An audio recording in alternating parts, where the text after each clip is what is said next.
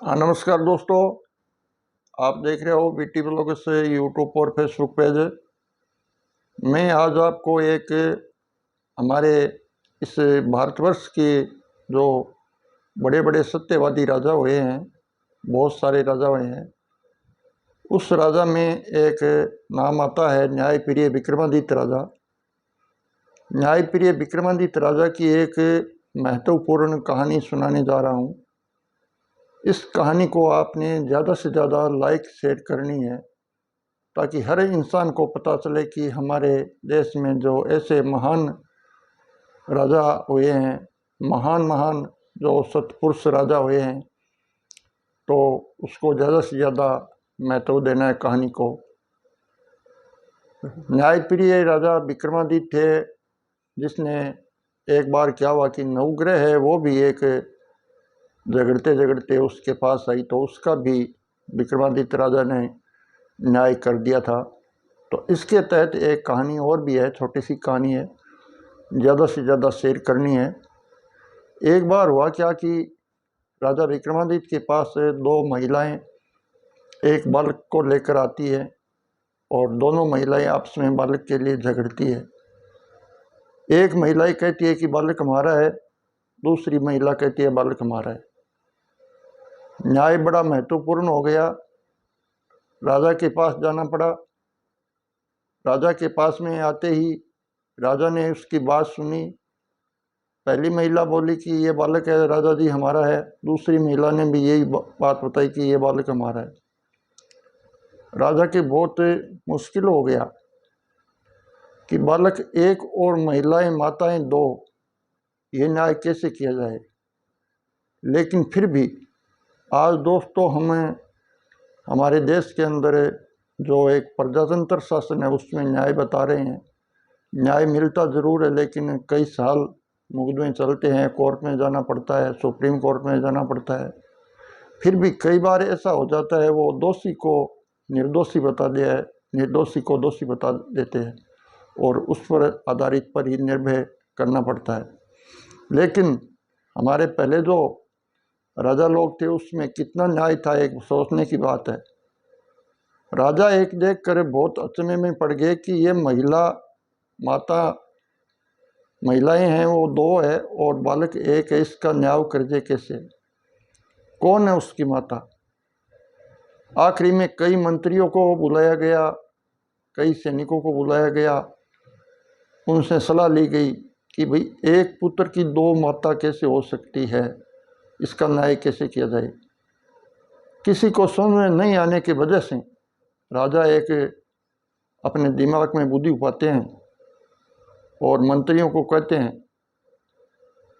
कि मंत्री आप ऐसा करो, जो ये महिलाएं के पास पुत्र है उस पुत्र को आप दो भाग कर दो और एक भाग इस माता को दे दो, एक भाग इस माता को दे दो।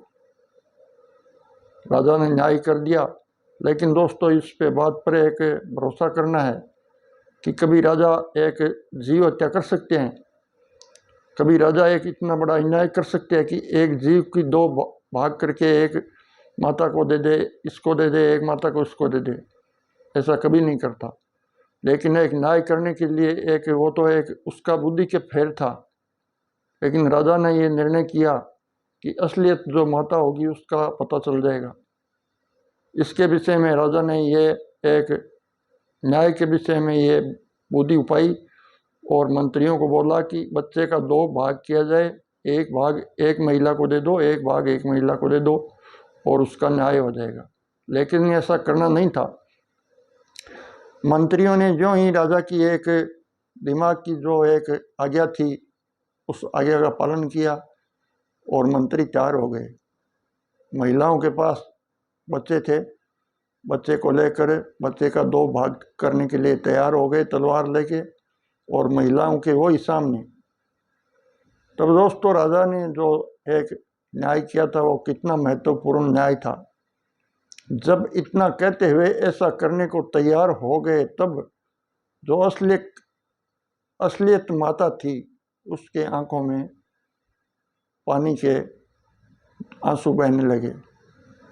दोस्तों, असलियत माता की एक दिल होता है, वो एक हमेशा अपने पुत्र की तरफ बहुत प्यार भरा होता है, और जो माता नहीं होती है उसके आंख में आंसू कभी आते नहीं है। राजा इतने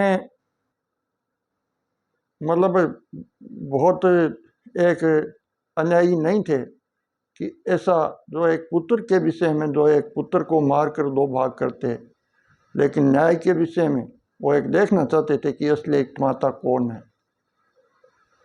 राजा ने जब असली एक माता के आंखों में आंसू देखा, तब राजा ने बोला कि इस महिला को इधर आओ। उस महिला को नजदीक बुला के बोला कि अपना पुत्र है?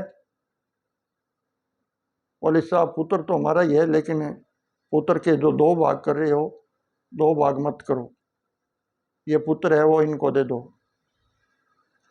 तब जो वहां पर दूसरी महिला थी जिसकी आंखों में आंसू नहीं थे, उस महिला को बुलाया गया कि आपका पुत्र है?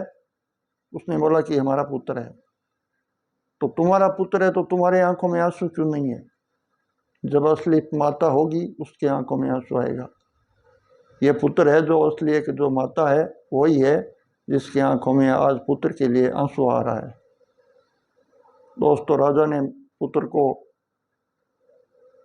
जो आंसू आ रहे थे उस महिला को दे दिया, और जो दूसरी महिला थी उसको एक दंड देने के लिए वो तैयार हुए। देखिए दोस्तों, हमारे भारतवर्ष में एक कितना महत्वपूर्ण न्याय होते थे, जिसका नाम आज भी चलता है, न्यायप्रिय राजा विक्रमादित्य। यही नहीं, बहुत सारे ऐसे ऐसे राजा हुए हैं जिसने एक प्रजा के विषय में क्या नहीं किया। ऐसे ऐसे महान राजा, जो चक्रव्यूह राजा, जो अपने हाथों से खेती करके और खेत में अन्न निपजा के अपना घर का पालन पोषण करते थे, और प्रजा से जो पैसे वसूल किया गया प्रजा पर ही लगाते थे। लेकिन आज कितना समय बदल गया, वो बातें भूल गए। चाहे राजा हो, चाहे प्रजा हो, कुछ भी हो, लेकिन वो बात नहीं है। दोस्तों, इस वीडियो को आपने अच्छा लगा है तो ज़्यादा से ज़्यादा शेयर करना है और लाइक करना है, क्योंकि ये वीडियो एक न्यायप्रिय राजा विक्रमादित्य के थे। और भी बहुत बहुत बड़ी बड़ी कहानियाँ आती है राजा विक्रमादित्य की, जो एक बार नवग्रह है वो भी आपस में झगड़ के और छोटे बड़े का न्याय बतलाने के लिए राजा विक्रमादित्य पास आते हैं, और राजा विक्रमादित्य है वो नवग्रह के न्याय करते हैं, और उसका एक धातु का आसन दिया जाता है। जो बड़े है वो बड़े आसन पर बैठ जाइए, छोटे है वो छोटे आसन पर बैठ जाइए। इसके आधार पर नवग्रह का न्याय कर देते हैं। उसके बाद जो होता है वो तो राजा को एक जो शनि भगवान है वो एक न्याय सही नहीं होने की वजह से वो राजा को लाग जाती है, साढ़े सती लाग जाती है, और राजा में कई तकलीफें उठानी पड़ती है। लेकिन न्यायप्रिय विक्रमादित्य राजा ने जो न्याय कर दिया था वो कर ही दिया था। ऐसी ऐसी बातें हमारे इसी धरती पे जो महान संत पुरुष हुए हैं, राजा हुए हैं, उनकी कई गाथाएं हैं जो हमारे इतिहासों में, पुराणों में बताई जाती है। दोस्तों, इस वीडियो को ज़्यादा से ज़्यादा लाइक शेयर करना है, ताकि हर जन को एक पता चले कि हमारे इस देश में ऐसे महान पुरुष हुए। जय हिंद, जय भारत।